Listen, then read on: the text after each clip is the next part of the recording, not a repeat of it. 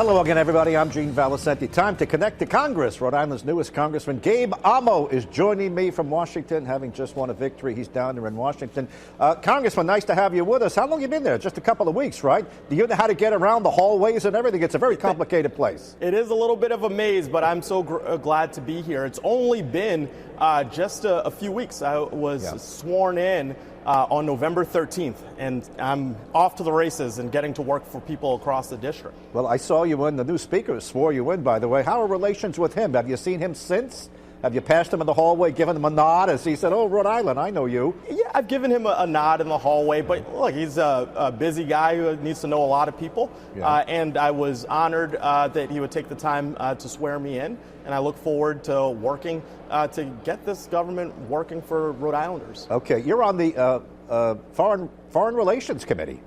How did you land that plum spot? Well, I'm honored that Speaker Jeffries, Ranking Member Meeks, Chairman McCall were gracious in allowing me to serve in a role on the Foreign Affairs Committee because obviously we see that it's a turbulent time in the world. And just this morning we announced that I'm serving on the subcommittees for Middle East, North Africa, and the subcommittee for Europe. So I'm going to have my hands full. Yeah, well, just tell me, there's got to be a little more to the story here. Why would a freshman from Rhode Island, small state, two-member delegation, why would you get on that particularly influential committee? You're in the heart of it there. What's the play on your minority leader's part? Why? What's the strategy here? Why put you on that committee? Well, I think, Gene, it's a vote of confidence for my depth of intellectual curiosity, the hard work that I've done previously on a range of issues. I've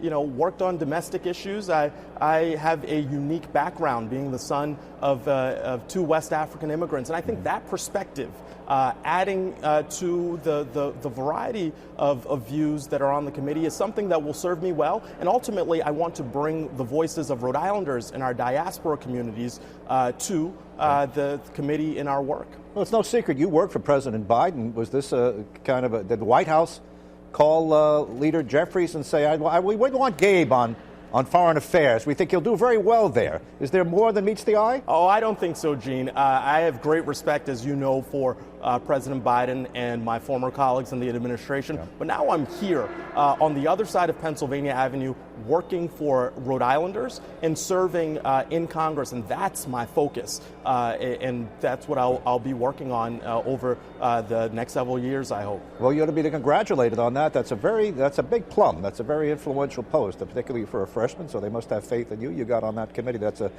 a big deal for you. But it's also where the action is. You mentioned Mideast.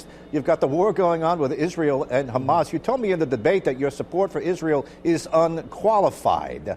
You want to expand upon that? More money for Israel, absolute for Israel, no ceasefire? What's going on? Well, Gene, I will tell you a few things that I've done very recently that are relevant to your question about Israel. First, I joined a bipartisan letter, calling for funding of our efforts to combat anti-Semitism. Just yesterday, in my first speech on legislation on the House floor, I spoke about affirming the right for Israel to exist and calling for Hamas to immediately release hostages. And just today, Gene, I will be meeting in my capacity as a member of the Foreign Affairs Committee with families of those who are held hostage. So I want to be very clear. I have strong support for Israel, their right to exist, to defend themselves, and additionally that they respond in accordance with international humanitarian law. But we do need to root out the evil of Hamas, and that is critically important. Right now, what is being played politics is with the potential supplemental funding to help Israel, help our efforts in Ukraine at the border, and also our challenges in the South China Sea. So there's a big agenda, but I stand strongly with Israel. Well, having said all that, you kind of raised eyebrows within the Jewish community when you voted against a measure to defund colleges that were shown to have anti-Semitism on campus. Why did you vote against that? And I have to tell you, the release you put after that really didn't say why you voted against that. So make it very specific now. Why did you vote against that measure if you're such a strong supporter of Israel? Yeah, Gene, let me make it very, very clear.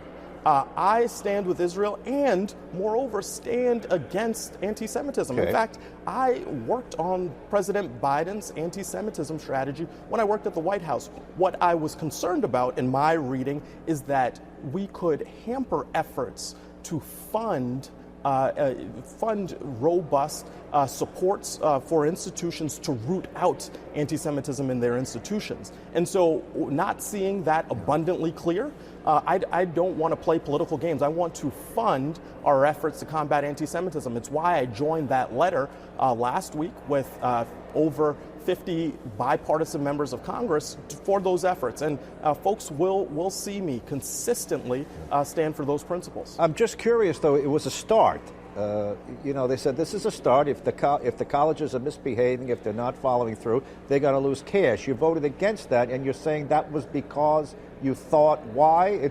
Some just don't follow that logic. But go ahead, and then we're going to move on to other things. Yeah, the way that it was written was very vague and ambiguous. Okay. So as opposed to merely speaking to defunding, I want to fund efforts to combat anti-Semitism very clearly. Okay. Did you receive any calls? Your offices receive any calls from any Jewish centers? Your Jewish constituencies, and what did they tell you in those calls? Yeah, I've speak to a lot of my constituents, both Jewish and non-Jewish, all the time.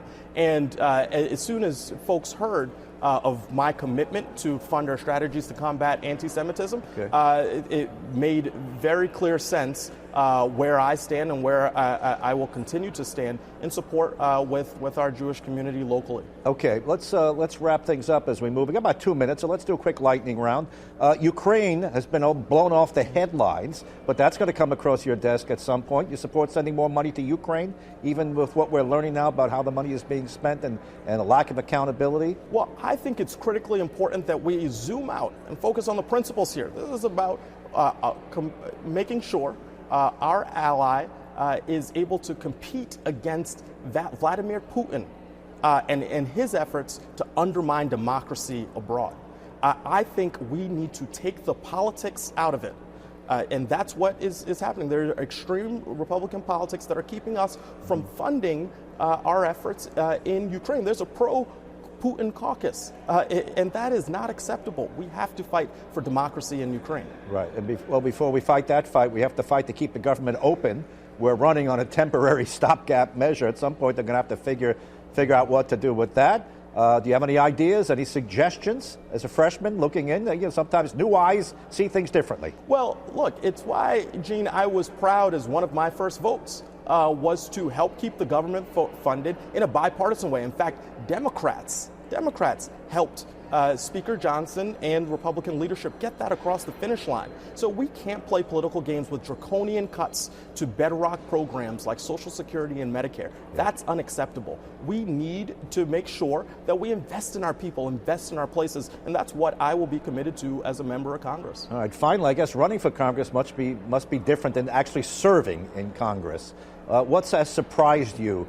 Once you're actually there, they gave you the pin, you're a member. What was different? Campaigning is one thing, but actually now that I'm here, what do you have to report back to us? Well, Gene, I think, and this is something I've always believed, that you don't question people's motives. You may disagree with them on the issues, but you don't question people's motives. And I've been able to make some bipartisan friendships already in the few weeks that I've been here, and that surprises me sometimes because the rhetoric can sometimes be hot. But at the end of the day, we're here to serve our constituents, and I will work vigorously to serve people of the 1st Congressional District. Well, that's encouraging. This is your first time reporting back. We hope to see you a lot more in the future. Congressman Gabe Amo from Washington. Thanks, Congressman. Thank you, Gene.